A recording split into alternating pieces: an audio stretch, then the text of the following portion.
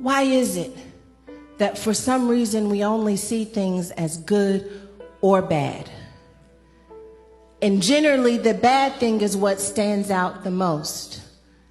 It is so challenging to come to a place where we have decided to look at something as not all bad.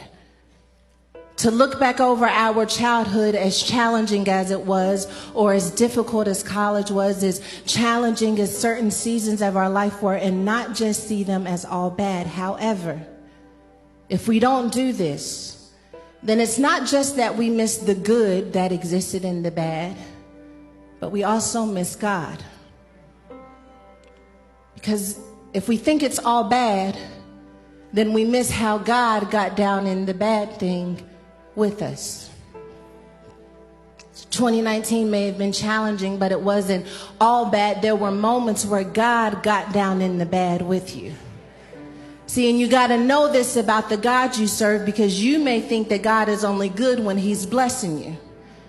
But if we believe that he's never going to leave us nor forsake us, that means that there is no season in our life that he wasn't in it with us.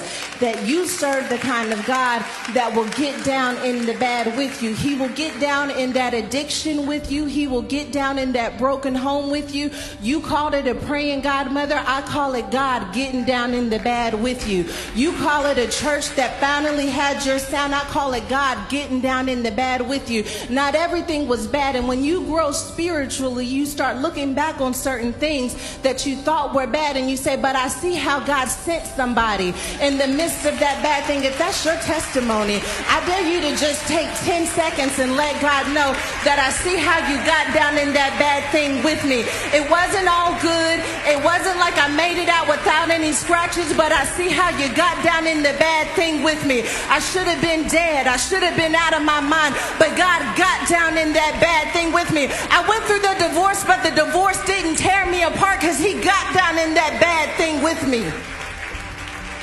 God, he gets down in the struggle with you. He gets down in the pain with you.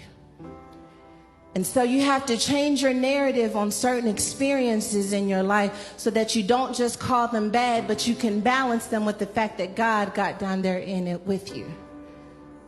Because God will never let bad have the final say.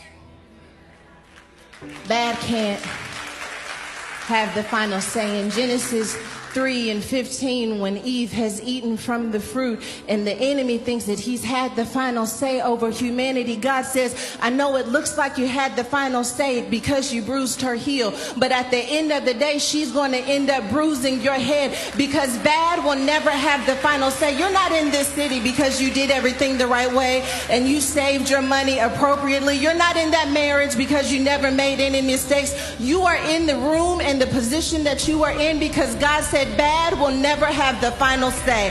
I will never leave you where your pain met you. I'll never leave you where your trauma met you. I'm not saying that the weapon won't be formed. I'm just saying that it won't prosper.